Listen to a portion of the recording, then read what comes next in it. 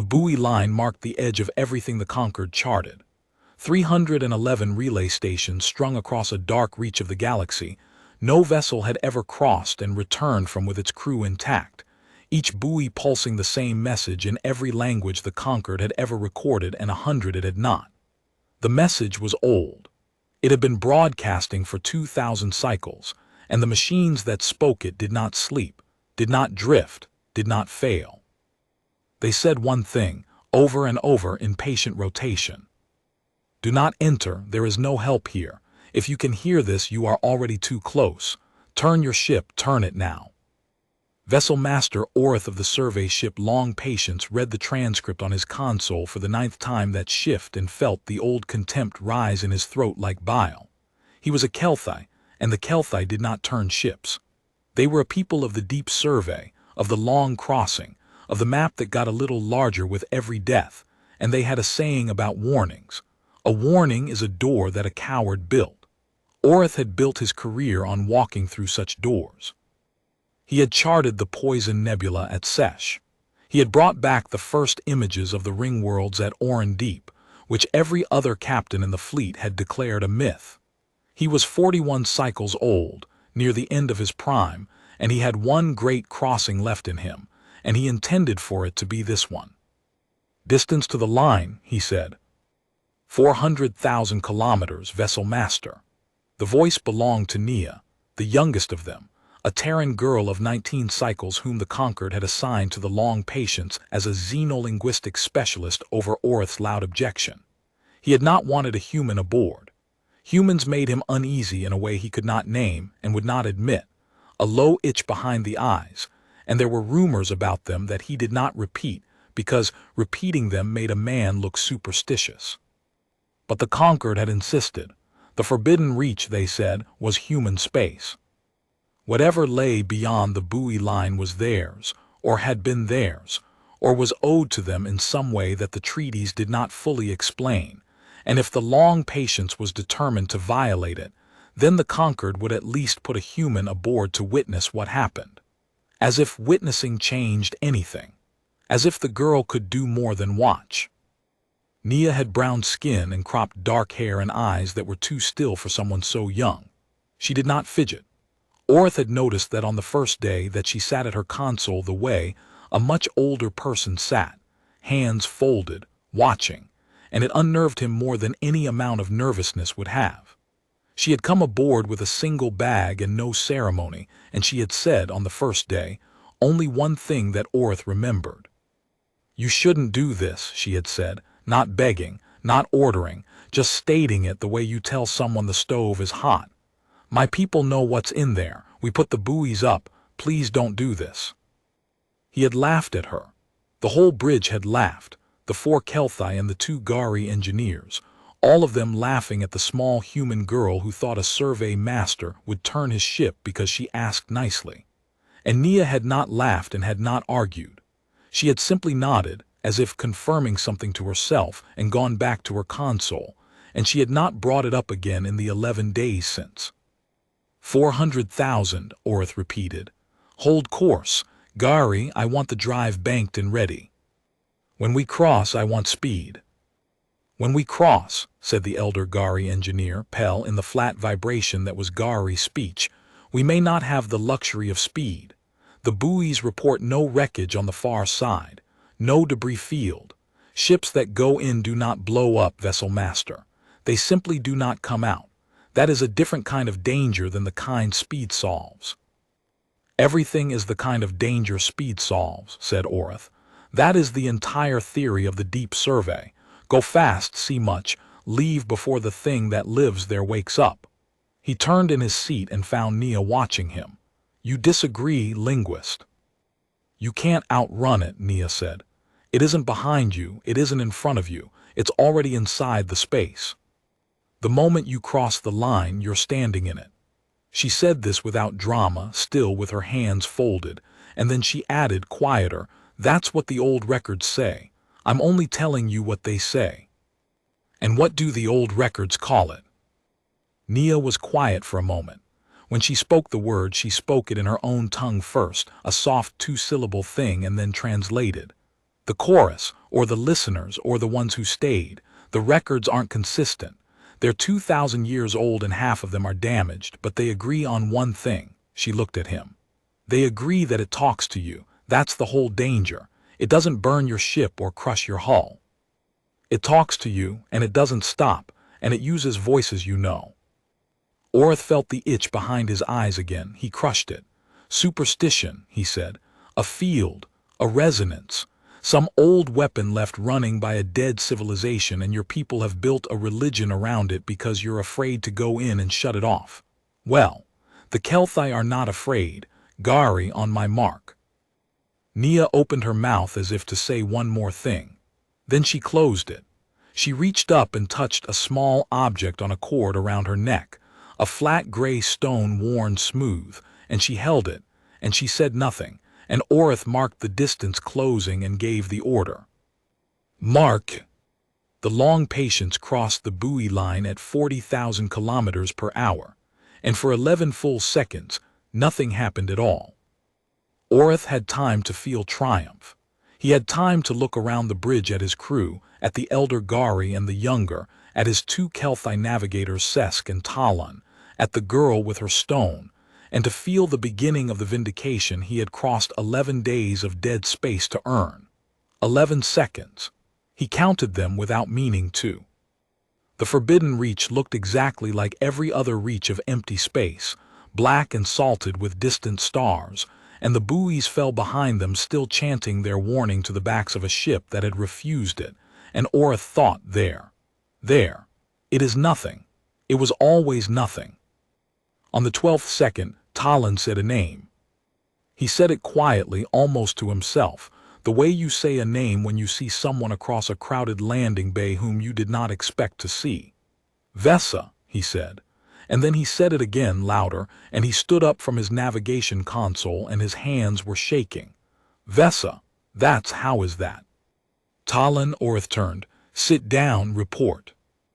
"Do you not hear her?" Talon's face, the broad gray Kelthai face that Orth had known for 6 cycles, had gone slack with something that was not fear yet but was becoming fear. My sister is on the comm. She's Vesa died at Orendeep, Vessel Master. She died when the ring collapsed. I recovered her body myself, but she's on the comm. She's saying my name. She's asking me why I left her. He pressed his hands to the sides of his head. "Make it stop. Where is it coming from? Make it stop." The bridge had gone very quiet.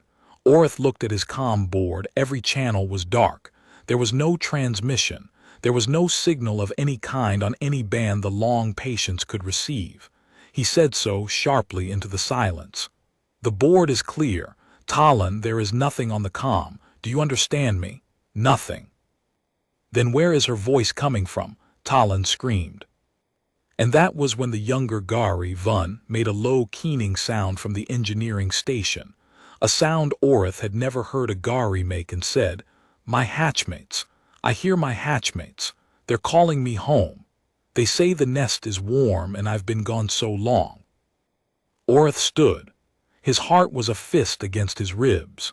He looked at last at the human girl, because she was the only one on the bridge who was not staring into the middle distance with her mouth open, and Nia was looking back at him, and she was not surprised, and she was not afraid, and that was the most frightening thing of all. "You hear it too," Orth said. It was not a question. His own ears were still clean, still full of nothing but the hum of the drive, but he could see it coming, could see the way she braced, and he understood that his silence was temporary, that the thing had simply not reached him yet. "I hear it," Nia said. "I've heard it since we crossed. It's my mother. She's telling me the water's ready and I should come in before it gets cold." Her hand tightened on the gray stone. "I'm not going to answer her, and you can't answer yours, Vessel Master, when it comes. Whatever it says, whoever it sounds like, you don't answer. That's the only rule. That's the only thing the records agree on. Don't answer the voices." "There are no voices," Orth said, and even as he said it, he knew how the words tasted, the taste of a man arguing with the flood as it rose past his knees. "Turn the ship," Nia said. "Now, while they're still confused, while it's only 3 of us. Turn the ship and run for the line, and maybe we get out before it has all of us." Orith looked at Talon, who was weeping and speaking to his dead sister. He looked at Vun, who had left the engineering station and was walking slowly toward the airlock, murmuring about a warm nest, and Pel the elder Gari had risen to physically stop him, had wrapped 4 heavy limbs around his young colleague and was holding him back from the door. He looked at Sesk, his other navigator who had not spoken and whose eyes were wet and enormous and fixed on nothing. He looked at the girl. And Vessel Master Orith of the Long Patience, 41 cycles old, who did not turn ships, opened his mouth to give the order to hold course, because to turn now would be to admit that the buoys were right, and the coward who built the door was wise, and his pride was the size of a moon and it filled his whole chest. And in that half-second before he could speak, before he could commit them all to the dark, he heard it. His father's voice. His father who had died disappointed in him, who had called him reckless with his last breath, who had wanted a farmer and gotten an explorer. His father's voice, warm and near and utterly real, saying his childhood name, the name only his father had used, saying it with a tenderness his father had never once shown him in life. "Orith," said the voice of his dead father. "Orith, little stone, come here, I'm not angry anymore. Come and sit with me and I'll tell you I was wrong." Orith did not give the order to hold course. He also did not give the order to turn. He stood on the bridge of his ship with his mouth open and his career and his pride and his whole hard life dissolving in the sound of the one voice he had spent 41 cycles wishing he could hear again. And he understood with a clarity that arrived far too late to help him exactly what the buoys had been trying to say. There is no help here. If you can hear this, you are already too close. They were already too close. They had been too close from the moment the drive banked. And somewhere in the dark ahead of them, patient as the buoys, older than the treaties, the chorus turned its attention fully upon the Long Patience and began, gently, to sing. Nia moved first.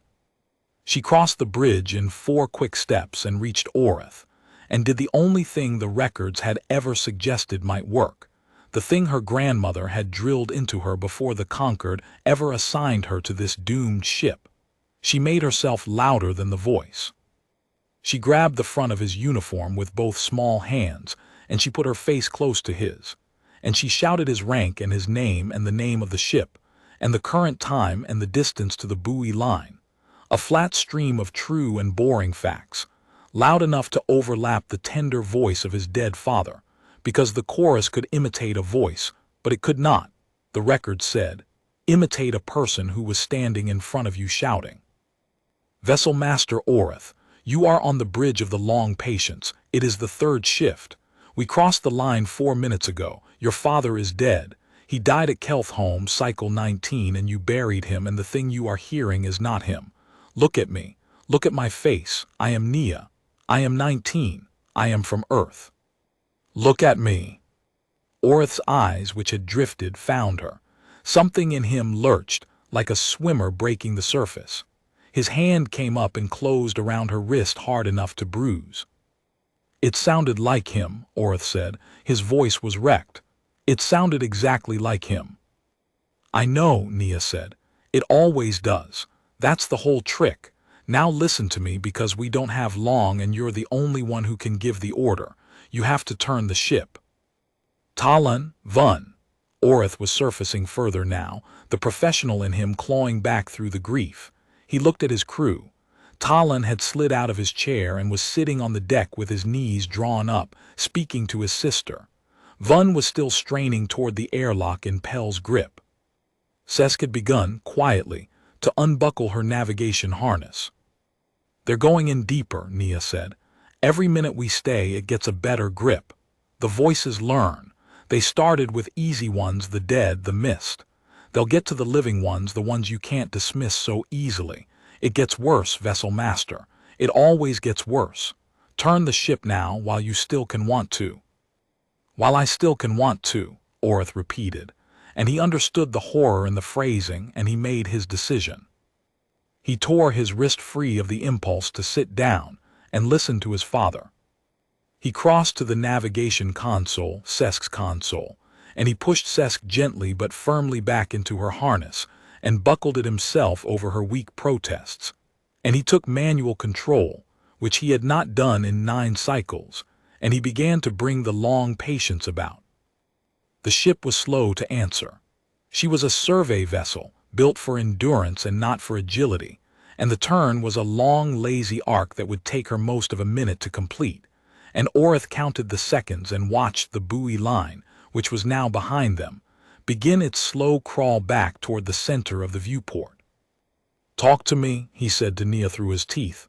"Keep talking, it's coming back. I can feel it coming back." So Nia talked. She stood at his shoulder and she narrated everything. The turn, the heading, the buoy line, the distance, the drive readings, a flat, calm river of fact. And every time Orith's face began to slacken, she raised her voice and said his name. And slowly, agonizingly, the nose of the long patience came around toward the safe dark and the chanting buoys and the way home. They were 40 degrees from a clean run at the line when the chorus changed its song. It stopped using the dead. Vun, in Pell's grip, suddenly went rigid and then began to sob, not the keening of before but real weeping, and he said, "Pell, Pell, it's you. It's your voice. You're telling me it's all right. You're telling me you already went through the airlock and it's beautiful on the other side and I should follow you." He turned his head with great effort to look at the elder Gari who was physically restraining him. "But you're here. You're holding me. So which one is you?" "I am here," Pell said in his flat, vibrating voice, tightening his grip. "The one who is here is me. The one in your head is not." "But it sounds so much more like you than you do," Vun whispered. And that, Orith would think later, was the true genius of the thing, the true and terrible art of it. It did not merely imitate the dead, who could be dismissed as impossible. It imitated the living.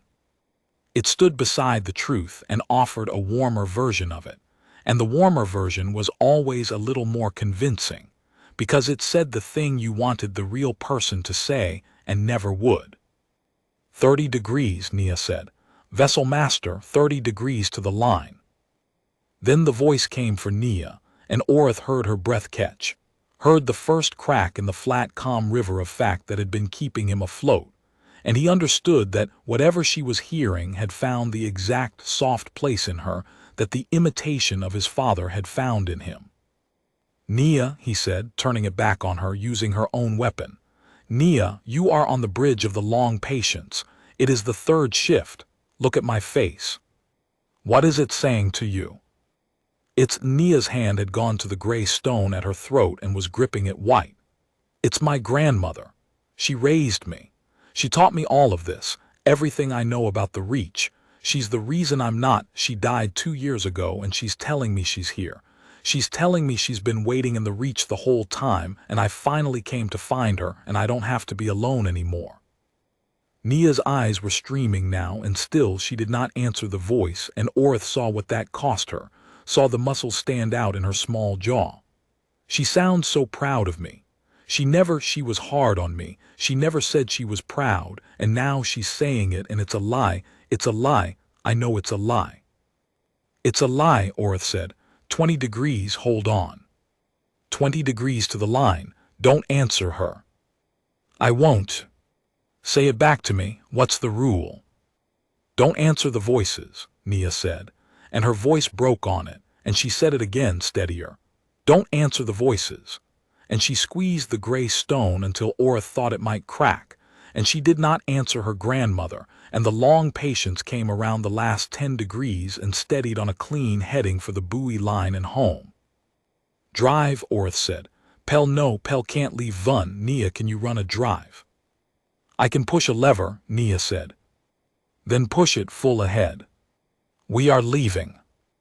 Nia reached the engineering station and put both hands on the drive control and pushed it to its stop, and the long patience gathered herself and began to accelerate toward the line. And for one bright moment Orith allowed himself to believe that they had done it, that his arrogance had cost them nothing but 4 minutes and a lifetime of nightmares, that they would cross back over the line, and the voices would fall silent, and the buoys would chant their "I told you so" at the bow of a fleeing ship. The line grew in the viewport, 30,000 kilometers, 20. The buoys resolved from points of light into the tumbling shapes of ancient machines, still broadcasting, still patient. And the drive died. It did not explode. It did not fail with any drama at all. The readings on Nia's borrowed console simply slid, all together, smoothly down to 0, and the hum that had filled the long patience for 11 days and had never once stopped since Orith first took command of her stopped, and the ship went silent, and she coasted, slowing on the last of her momentum, toward a line she no longer had the power to cross. "What did you do?" Orith demanded. "What did you touch?" "Nothing." Nia's hands flew over the console. "I didn't do anything. The drive just, it's not damaged. Look, everything reads nominal. There's just no power. It's like something reached in and turned it off." She looked up, and her face had gone the color of ash, and Orith realized she was more frightened now than she had been by any voice. It didn't want us to leave. It let us turn around. It let us think we could go. And then when we were close enough that we could taste it, it turned off the drive. She swallowed. "It's playing with us. The records, some of the records said that it likes the ones who try to run, that the running is part of what it wants." The long patience coasted, slower and slower, and stopped, dead in the dark, 8,000 kilometers from the buoy line, close enough to see the machines that had told them to turn back, too far to reach them, and in the sudden absence of the drive's hum the whole crew could hear, quite clearly now, with no engine noise to mask it, the voices. Not one voice each. Many. The dead and the living and the missed and the longed for. A soft overlapping murmur that filled the silent ship from bow to stern, patient, tender, endless. The chorus had them, and the chorus, Orith understood at last, was in no hurry at all. They gathered in the galley because it was the only room without a viewport, and Orith had learned in the first hour that the viewports were dangerous. If you looked out at the reach for too long, you began to see shapes in it, dim, slow-moving suggestions of figures, and you began to feel that if you only opened the airlock and went out to them, you would understand something you had spent your whole life not understanding. Sesk had been found at the forward viewport with her hand on the emergency release, and no memory of walking there. So they gathered in the galley, 6 of them, and Orith stood at the head of the table, and did the only thing a vessel master could do when his ship would not move, and his crew would not stop weeping. He organized. "We will treat this," he said, "as an environment, as a hostile atmosphere or a radiation field. We do not know its rules yet, so we will learn its rules, and we will build procedures, and we will survive it the way survey crews survive every environment, with discipline." He looked around the table at their faces. Talon would not meet his eyes. Vun's 4 hands were flat on the table, pressing down as if holding himself to it. Rule 1. No one is alone, ever. Not to sleep, not to eat, not for anything. The voices are stronger when you're alone. Nia says so, and I believe her. We move in pairs. If your pair goes quiet, you make noise until they answer you. Rule 2, said Nia, and Orith let her because she knew this and he did not. You never answer the voices. Not to argue with them, not to tell them to stop, not to say goodbye. The moment you answer, you've told it you're listening, and it learns your voice and it gets better. Ignore them like you'd ignore a broken speaker. They can't touch you. They can't make you do anything. All they can do is talk. Everything they make you do to yourself. She looked around. That's the most important thing to understand. It has no hands. The airlock, the viewport, those were us. Sesk walked to that release herself. Nobody carried her. The chorus can only make you want to. It can't make you move. Then we take away the wanting, Orith said. Rule 3, tie-downs. When you sleep in a harness, buckled from the outside by your pair, so that if it convinces you in your sleep to walk to the airlock, you cannot. We remove the ability to obey. If we cannot stop it from asking, we make ourselves unable to answer with our bodies. Pell rumbled agreement.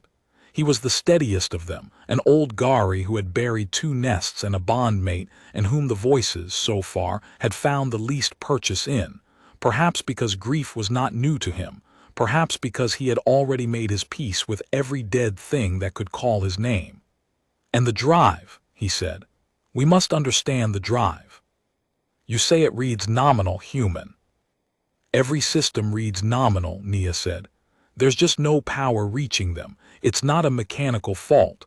I've run it 3 times. "Then it is not a mechanical problem, and it will not have a mechanical solution," Pell said.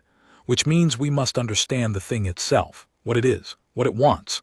A drive that turns off when you try to leave is not a broken drive. It is a locked door, and a locked door has a key or a keeper." He turned his slow eyes to Nia. "You are the human. This is human space. Your people put up the buoys. Your people know more than you have said. Say it now." Everyone looked at the girl. Orith watched her decide how much to tell them, and he watched her decide to tell them everything, and he respected her for it even as the telling made his skin crawl. "We didn't put the chorus here," Nia said. "That's the first thing, we found it. About 2,000 years ago, one of our early deep survey ships crossed this line before it was a line, before there were any buoys, and it went dark, and we sent another to find it, and that one went dark too, and eventually we sent a warship, heavily crewed, prepared. And that one came back." She paused. 3 of the crew came back, out of 200. "And what they reported is the reason for everything. The buoys, the treaties, the fact that we've never let anyone in here again, including ourselves." "What did they report?" Orith said quietly. "That there was a civilization here once. Old, older than us, older than the conquered, older than almost anything. And something happened to them. The survivors couldn't tell if it was a war or a plague or just time, and they were dying, all of them, a whole species dying at once and knowing it.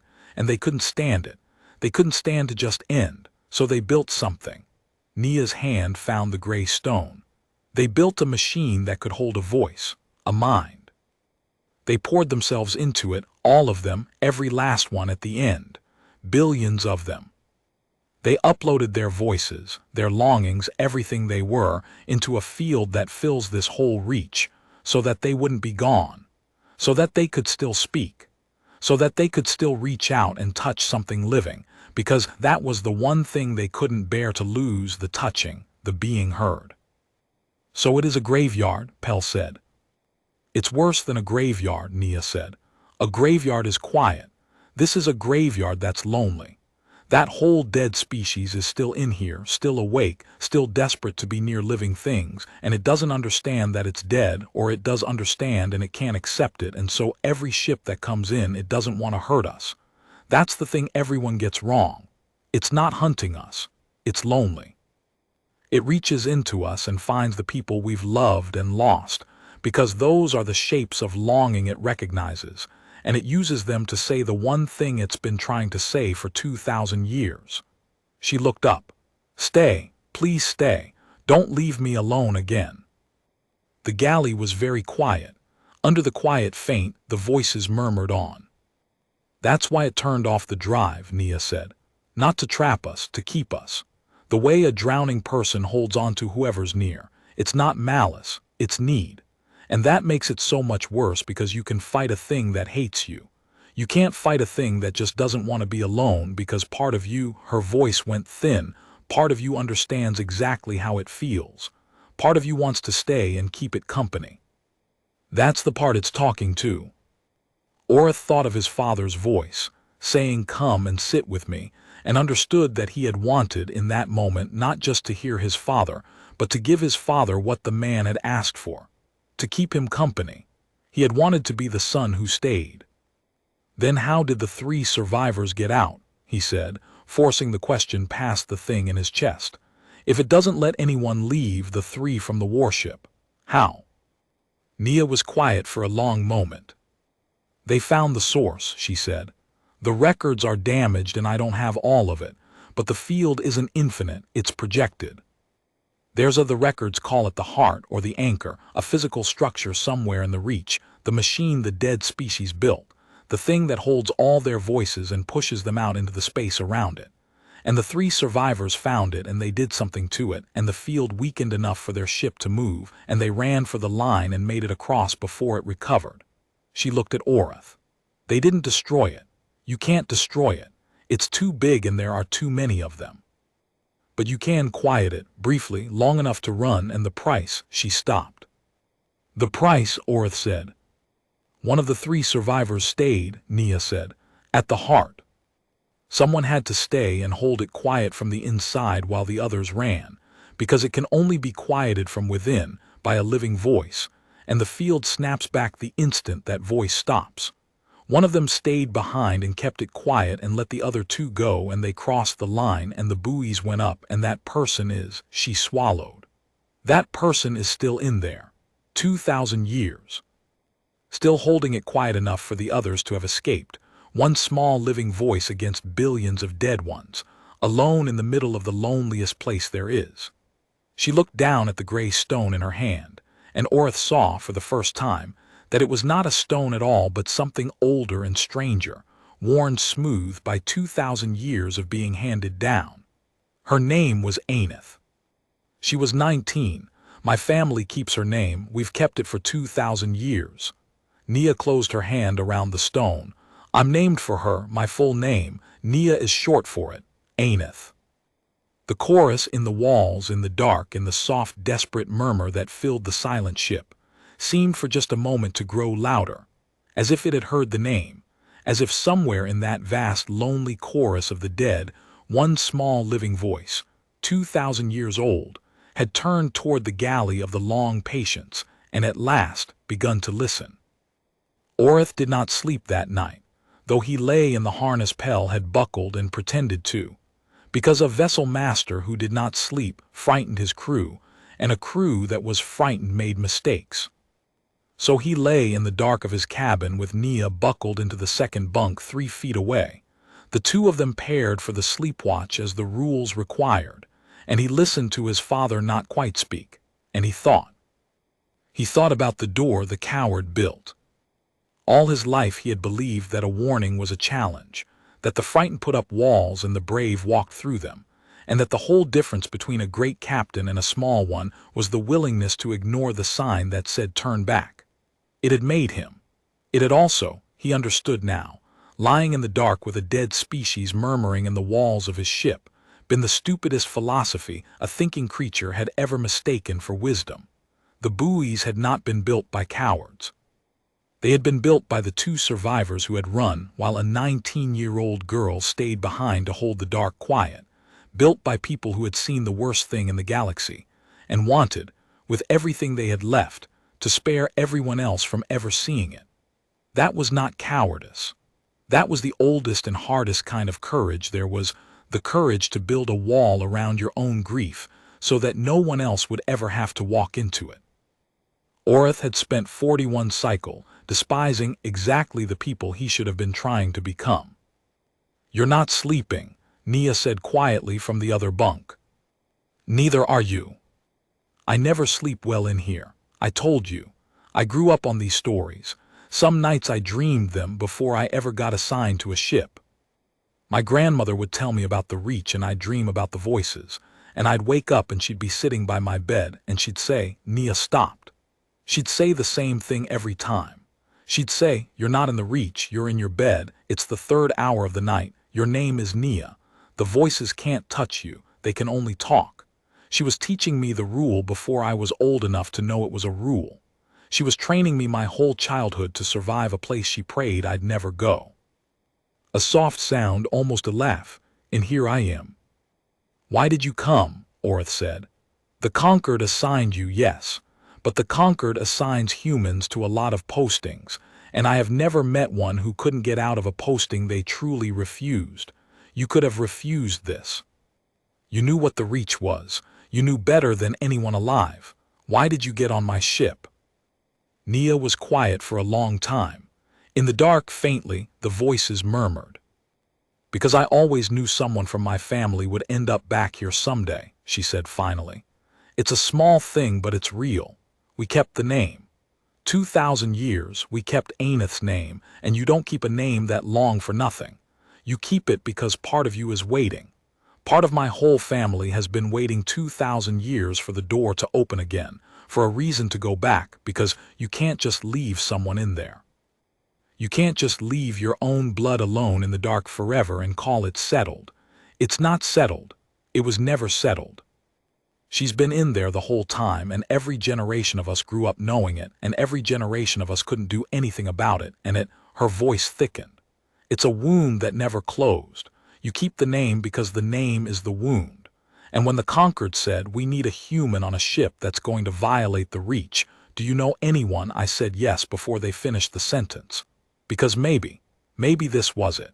Maybe this was the time we finally got to go back for her. Orith lay very still. You didn't come to survive, he said slowly. You came to go to the heart from the beginning. You've been planning to go to the heart since before you ever met me. I've been planning to go to the heart since I was 6 years old, Nia said. I just didn't know how or if, or whether I'd have the nerve. I still don't know if I'll have the nerve. A pause. I didn't want you to enter the Reach. That was true. Everything I said on the first day was true. If you'd turned the ship, I'd have been glad, and Ainith would have stayed in the dark, and I'd have gone home and had children and taught them her name and died still waiting like everyone before me. I meant it when I told you not to come. And I've never in my life been more terrified than I was when you laughed at me and crossed the line anyway. She let out a breath. And a small, terrible part of me was grateful, because you just given me the one thing my family has wanted for 2,000 years, a way back in. I'll carry that I was grateful. It's an ugly thing to be grateful for. It is a human thing to be grateful for, Orith said, and found that he meant it as a kindness. To love someone enough to be glad of a disaster, because the disaster is also a door. My people would understand that better than you think. We are not so different when it comes to the dead. They lay in silence a while. The ship creaked.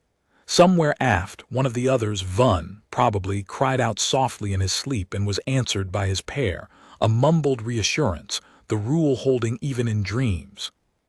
Can I tell you the part I've never told anyone? Nia said. The part that isn't in the Conquered records, the family part. Tell me. The two who ran, Nia said. The two survivors who made it back and put up the buoys. They weren't strangers to Ainith.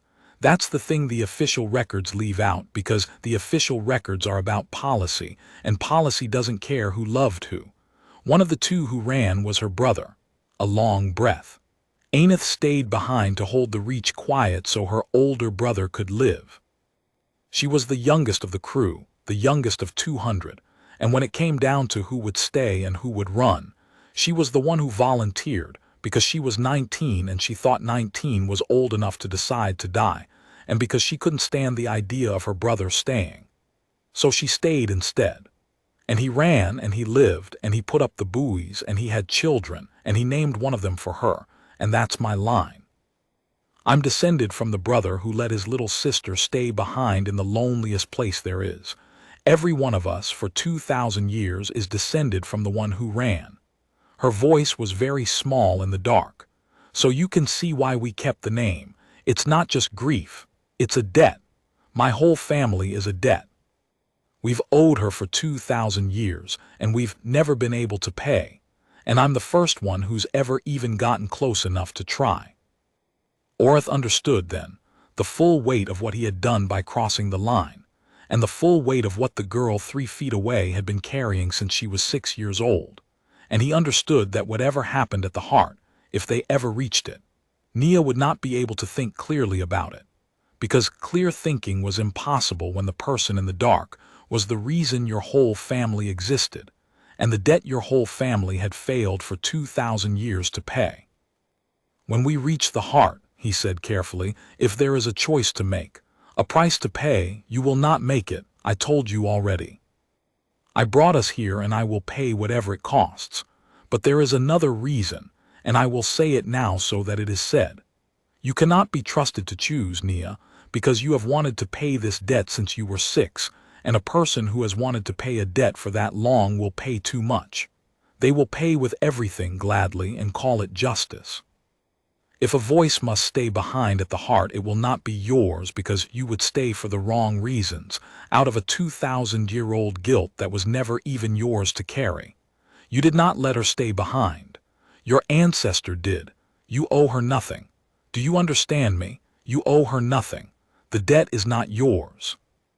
That's easy to say, Nia whispered. It is true whether it is easy or not, Orith said. You are not the one who ran. You were not born for 2,000 years.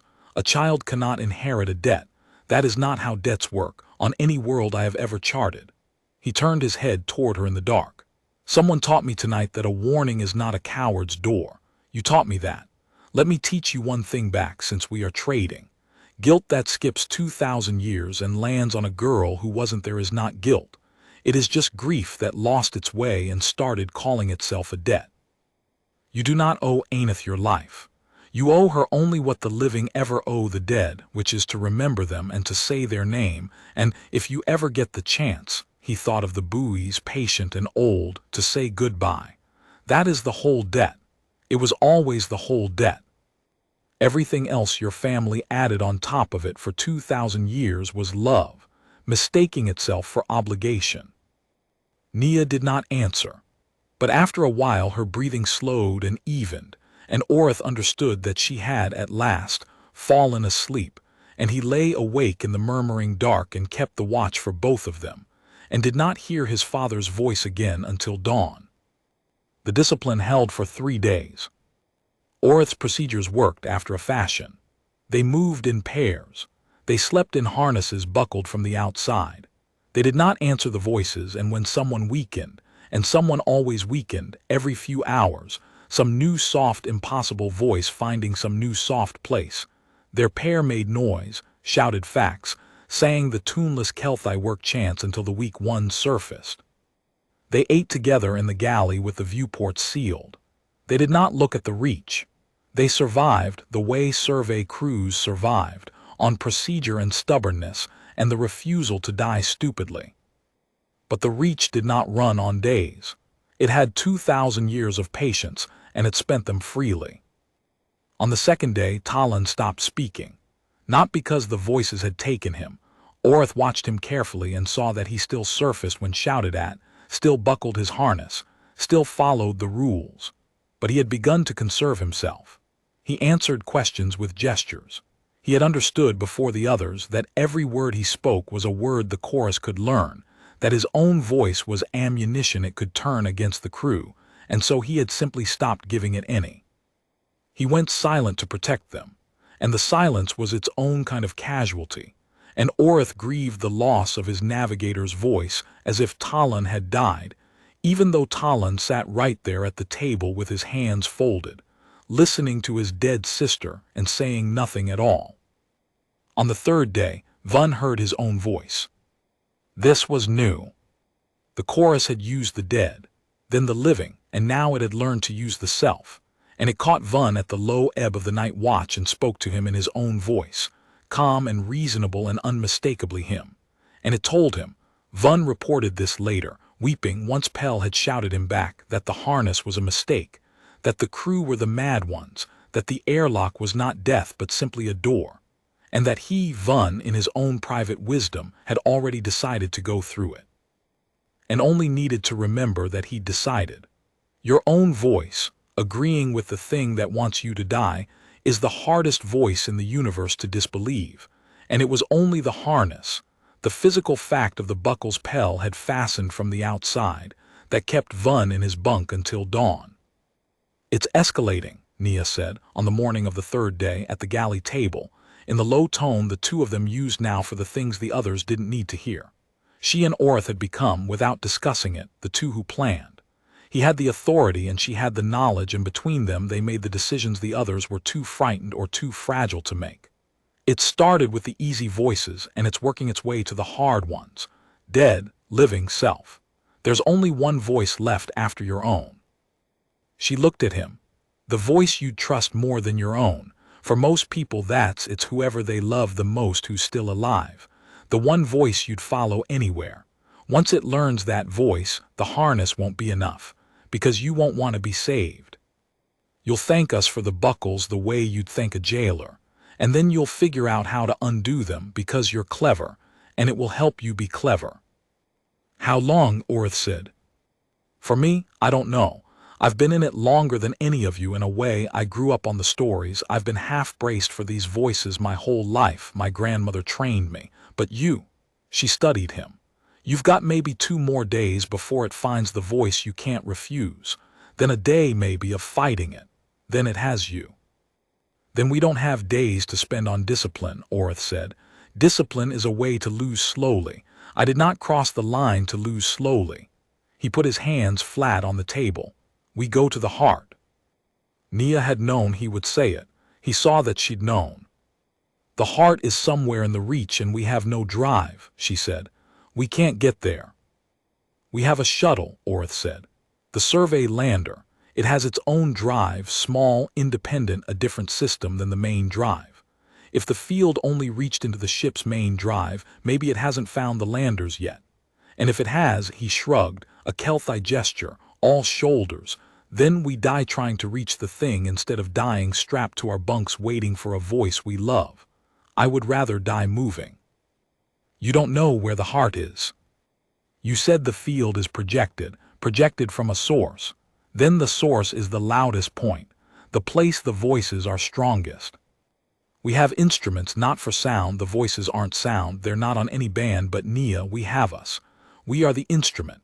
We fly the lander toward wherever the voices are worst, and when they're so bad we can barely stand it, we'll be close, and when we can't stand it at all, we'll be there."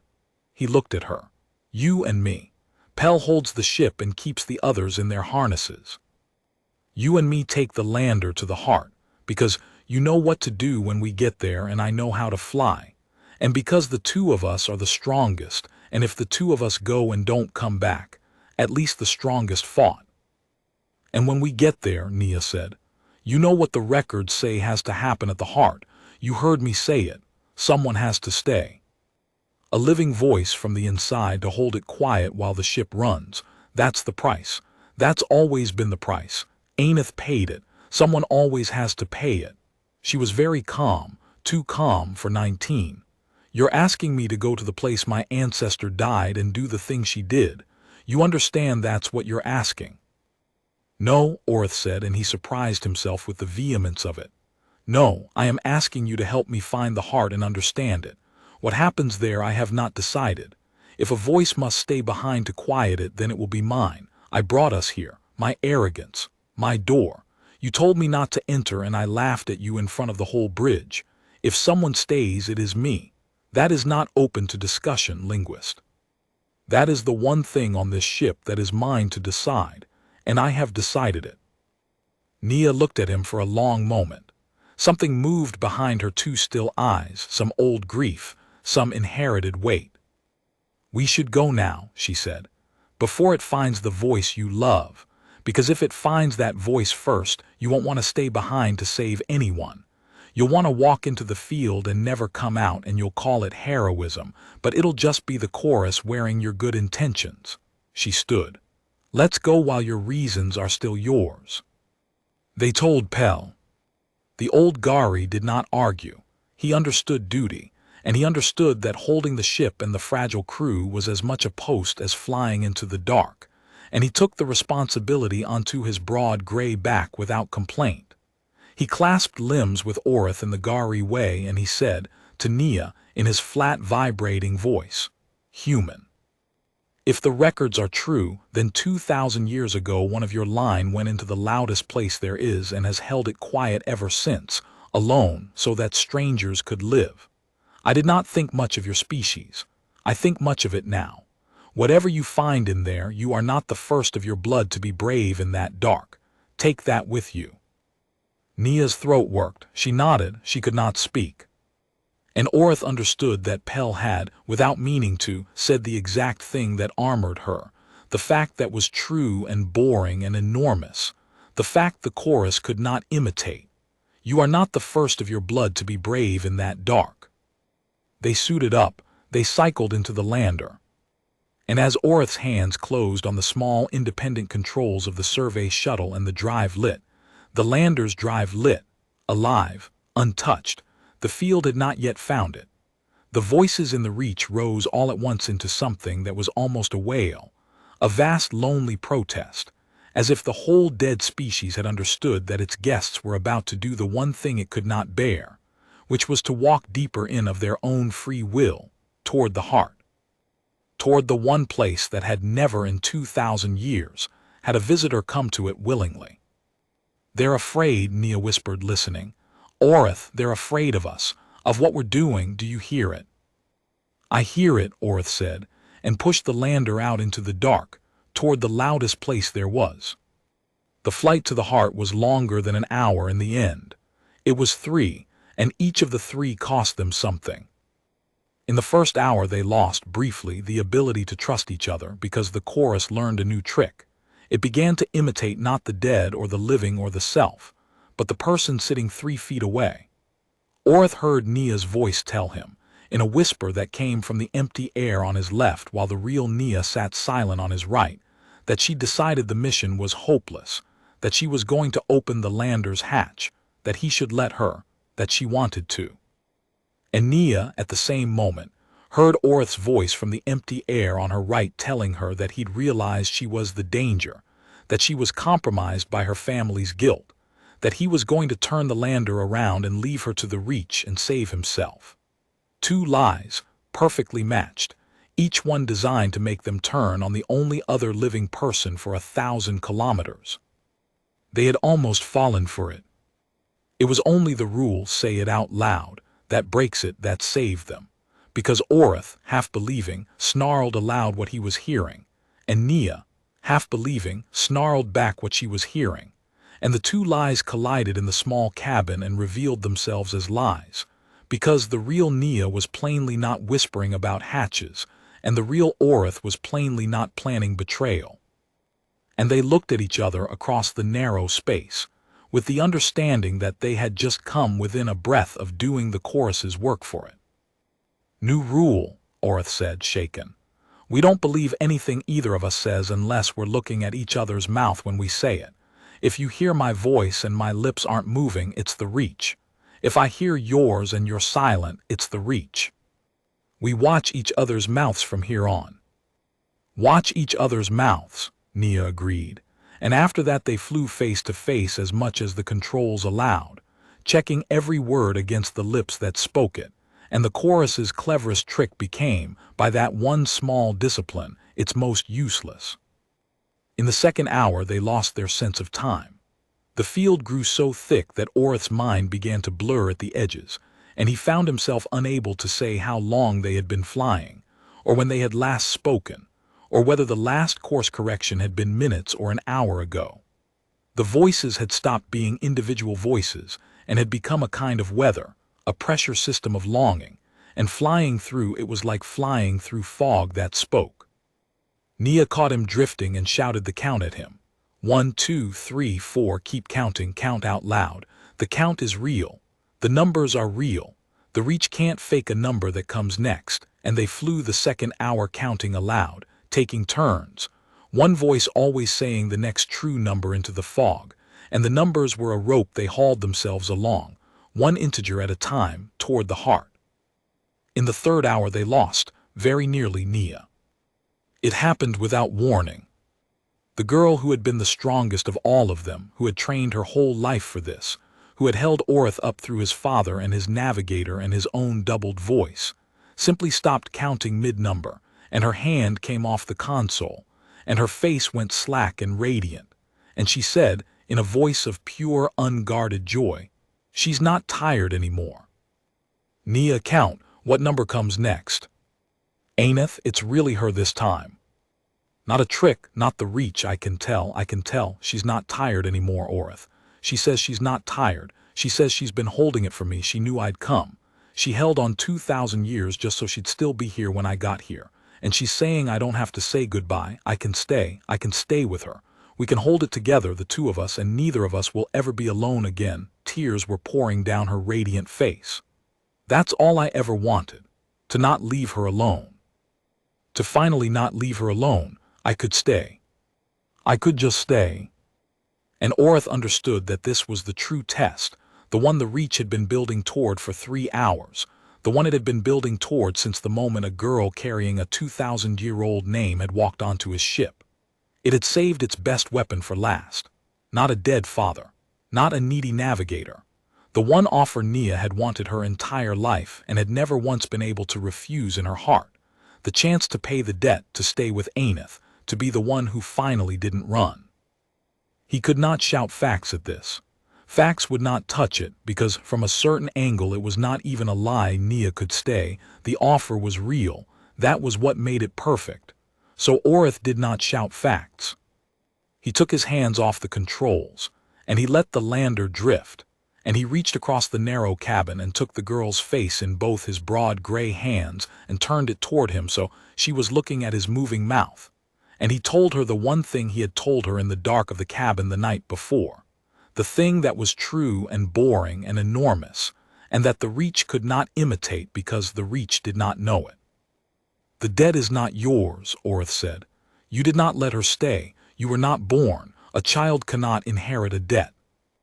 You owe her nothing but her name and her goodbye, and you cannot give her either one if you stay, because if you stay you become another voice in the dark that no one ever answers, and then there is no one left to say goodbye, and she waits another 2,000 years for the next child of your blood, and you have not paid the debt.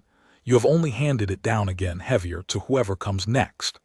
His hands were gentle on her face. "You want to not leave her alone. I understand. But the way to not leave her alone is not to join her in the dark. It is to bring her out into the light, as a name, as a memory, as a goodbye finally said. The dead don't need company, Nia. The dead need to be grieved and then let go.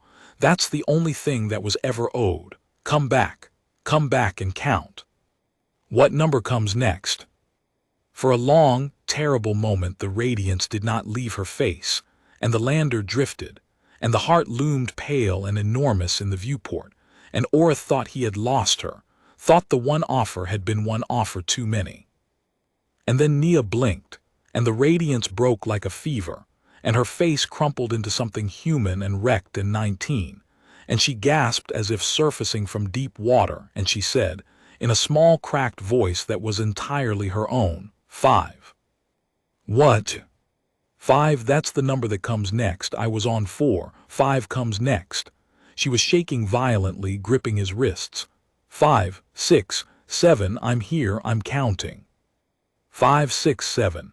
Don't let go of my face, keep looking at me. I almost stayed. I wanted to stay so much. "I know," Orith said. "I know, but you didn't 8, 9, say 10. 10, Nia sobbed.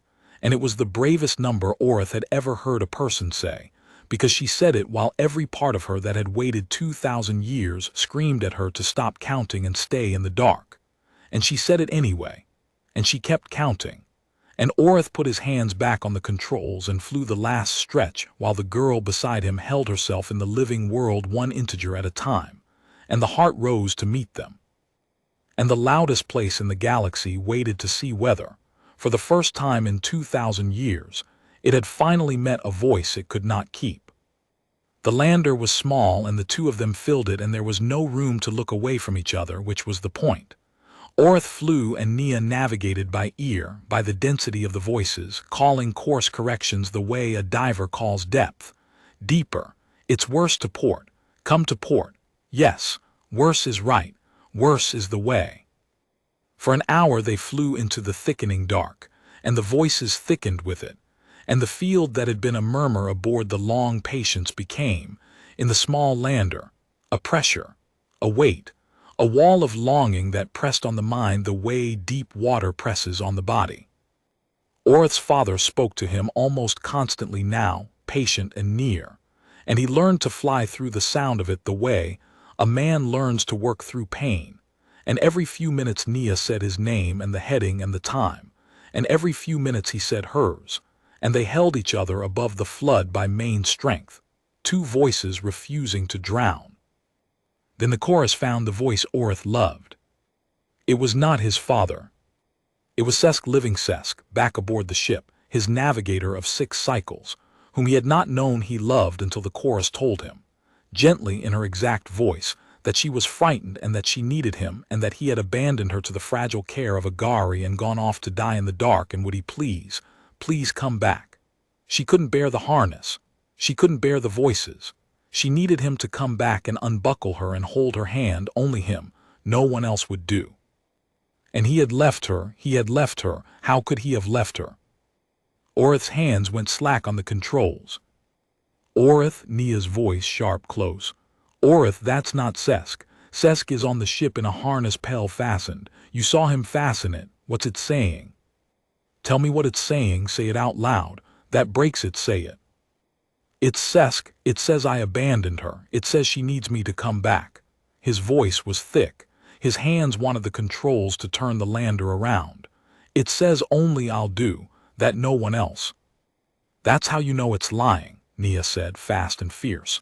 Because it's telling you you're the only one, and that's what it always says. That's the oldest lie there is. You're the only one who can come back, come to me, only you, Orith. It said that exact thing to Ainith 2,000 years ago. It says it to everyone. Being needed is the hook. Listen to me, you are not the only one who will do. Pell will do. I will do. Sesk doesn't need you specially. Nobody's abandoned. The thing that needs you specially is the thing in the dark, and it's lying. She grabbed his face with both hands the way she had on the first day. Say it back. Nobody's the only one. Nobody's the only one, Orith ground out, and it was like tearing something, and his hands found the controls again, and he held the lander's nose toward the worst of the dark. Nobody's the only one. Keep going. Call the course. Port, Nia whispered, and her own face was wet, because whatever the chorus was pouring into her at the same time, in her grandmother's voice or her mother's or the ancestor whose name she carried, she was refusing it too, and Orith understood that they were not saving each other so much as taking turns being the one who could still speak. Port and down. It's just ahead. It's Orith, look. The heart of the Reach rose out of the dark. It was vast beyond the scale of ships, a structure the size of a small moon, and it was not metal and not stone but something that looked grown, spiraled. A fractal shell of pale material wound around and around a core of soft light, and it was beautiful, and it was the loneliest thing Orith had ever seen because it was covered, every surface, every spiral, every fold of it in the wrecks of ships. 2,000 years of ships. Hundreds of them. Every vessel that had ever crossed the line drawn here at last, coasting dead into the field's center, coming to rest against the heart like moths against a lamp. And their crews, Orith understood looking at them, the small, dim, slow-moving shapes still visible in some of the viewports. Their crews had not all died. Some of them were still there, still moving. Still, after centuries, being kept company by the voices, alive somehow in the field or preserved by it, or simply too long comforted to die. An accumulated congregation of everyone who had ever failed to leave. They're not dead, Nia breathed. Some of them, it kept them. It's been so lonely it kept every single one it could, and it, Orith, it doesn't understand. It never understood that we can't live on being talked to. It gave them company and thought it was giving them life. And then a new voice spoke, and this voice was different from all the others because it was not tender and it was not warm and it was not trying to make them stay. It was tired. It was a young woman's voice, and it was speaking to them in the old human tongue, Nia's tongue, and it was real, a single living thread in the vast dead weave, and Nia went absolutely still and then made a sound Orith had never heard a person make. Ainith, she whispered.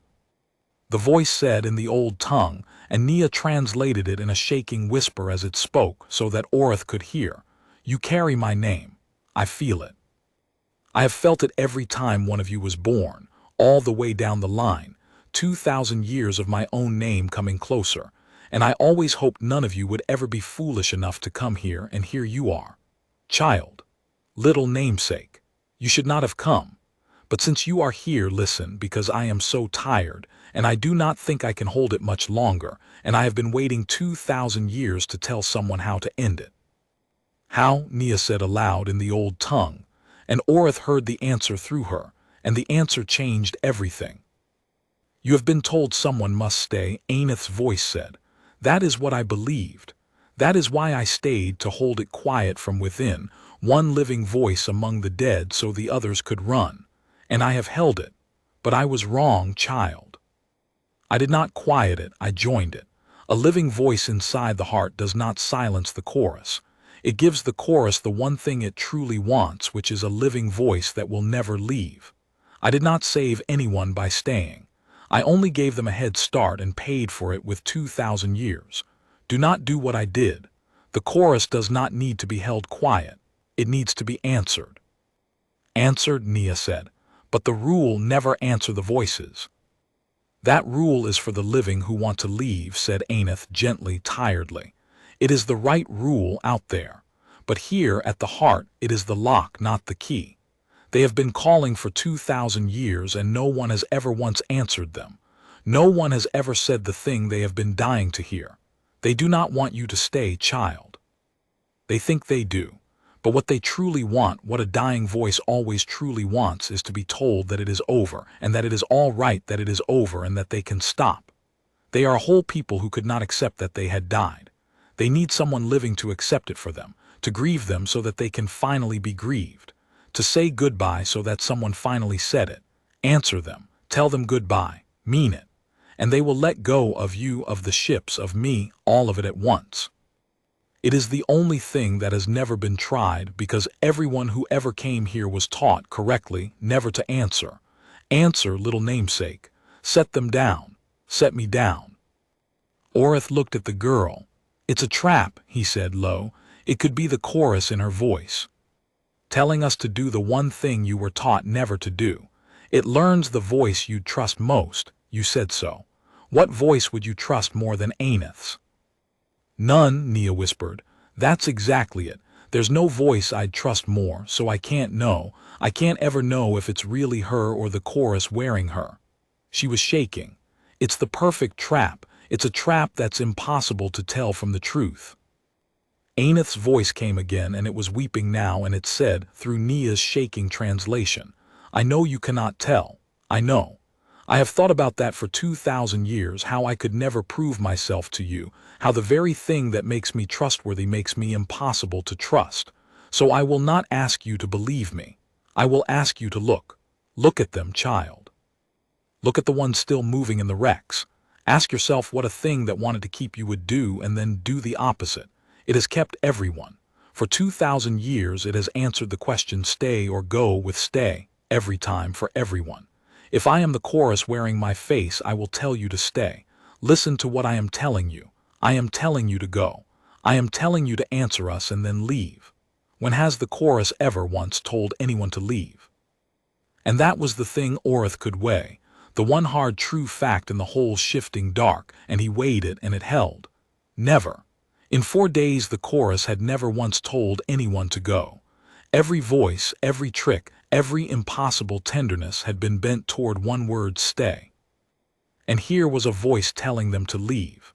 Either it was Aneth, or it was the first time in 2,000 years the chorus had asked a guest to go, and Orith did not believe the loneliest thing in the universe would suddenly, at the end, learn to say goodbye.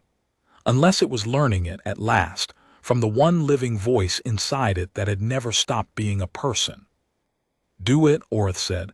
Answer them, I'll fly, you speak. Whatever you have to say it for both our peoples. Say it for everyone who ever came here. I'll get us home. Nia closed her eyes. Her hand found the gray stone at her throat, the smooth, worn thing that was not a stone, that was 2,000 years old, that had been carried down a line of people who kept a name alive against exactly this moment. She opened her mouth, and into the vast, lonely dark of the heart, into the murmur of billions who had never once been answered, the young human began, at last, to speak. She spoke in the old tongue, and she did not translate, and she did not need to, because Orith understood the shape of it, the way you understand a mother speaking to a frightened child in a language you don't know. She told them it was over. She told them she was sorry, so sorry that they had died, that a whole people had died and known it and could not bear it, and that this grief was real and was witnessed, and that she saw them, all of them, the whole lost species, and that they had been magnificent, and that they were gone, and that it was all right to be gone, and that she was living and she would carry the fact of them out into the living galaxy, so that someone somewhere would always know they had been, and that they could stop now. That they had held on long enough, that they were allowed to set it down, that she was here, a living voice, and she had finally come, and she had come only to say the one word they had been waiting 2,000 years to hear from something with a beating heart. Goodbye, goodbye, rest. Goodbye. And she named Aneth. She named her ancestor last of all, and she told her that her line remembered her, that they had never once forgotten, that 2,000 years of children had carried her name toward this exact moment, and that she had held long enough, longer than anyone could have asked, and that she was free now, she was released, she was allowed at last to be simply and only grieved, that she could come home the only way she could as a name in the mouth of the living. Goodbye, Aneth, we have you. You can let go. For a moment nothing happened, and Orith's heart failed him, and he thought, it was the chorus, it lied, we answered, and now it has us forever. And then the heart began to dim. Not violently, softly. The soft core of light at its center did not explode or collapse. It faded, the way a held breath finally releases, and the voices, the vast overlapping murmur that had filled the reach for 2,000 years, the dead and the missed and the longed for, the whole lonely weight of a people who could not accept their ending. The voices all at once together went quiet. Not cut off, not silenced, released. Orith felt it happen inside his own skull, felt his father's voice not stop but rather finish, arrive at a completion it had never been allowed to reach, and go still and be gone, gently, the way a real farewell is gone, and he found that his face was wet and he did not remember weeping. The dim, slow shapes in the ancient wrecks went still. Whatever had kept them no longer, and Orith chose to believe, and would believe for the rest of his life, that this too was a release and not a death, that they had simply been let go at last from a company that had outlived its kindness. And on the console, small and sudden and impossible, the lander's proximity alarm chirped, because the long patience's own systems far behind them had just come back to life. The drive, the power, all of it, restored the instant the field let go, and Pell's flat, vibrating voice came over a comm that worked again, thick with something Gari were not supposed to feel, saying, "It stopped. Vessel Master, it has stopped. The voices have stopped. What did you do?" "She answered them," Orith said. His own voice sounded strange in the new silence, the first true silence the Reach had known in 2,000 years. "Nia, it worked. We can go home. We can, Nia."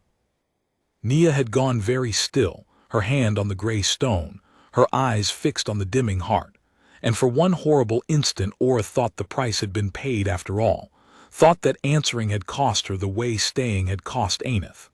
But then she breathed, and turned, and her two still eyes were streaming and alive and 19 years old and entirely her own.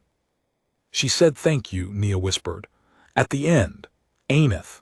She said thank you, and she said my name, and then she wasn't tired anymore, and then she was gone. All of them, gone, not kept. Gone the right way." She looked at the dark place where the loudest thing in the galaxy had finally fallen quiet. 2,000 years. All they ever wanted was for somebody to say goodbye and mean it. And nobody ever could, because everybody was too busy being afraid, and being afraid was right. It kept people alive, but it also kept them locked in. It took someone foolish enough to come in and someone stubborn enough to answer. She almost smiled. "Your arrogance brought us here, Vessel Master. It's the only reason this ended. I'll never tell you that again, so remember it." Orith turned the lander toward the distant long patience, toward the buoy line, toward home, and the Reach let them go, let them all go, the living crew and the ancient wrecks and the released dead. The whole 2,000-year congregation dismissed at last into rest, and as they crossed back over the line the buoys were still chanting their old warning to a ship that had this once needed to ignore it. "Do not enter. There is no help here. If you can hear this, you are already too close." "They should change the message," Orith said quietly. "No," said Nia, watching the dark Reach recede, silent now, empty now, at peace now for the first time in 2,000 years. "Leave it. It was true for everyone who came before. And someday another fool will cross the line who shouldn't, and they'll need to have been warned, even if they don't listen. She closed her hand around the worn gray stone that carried a name that was no longer holding anything up. That was, now, only a name, only a memory, only a person, finally and fully grieved. The voices never let anyone leave, she said softly, to no one, to the dark, to the girl who had stayed, and the people she'd finally set free. Not until someone stayed long enough to learn what they were really asking, and then they let everyone go. She looked out at the silent reach one last time as the buoy line slid behind them and the warning faded and the way home opened up ahead. "Goodbye," she said, one final time. "Rest." And the reach at last was still.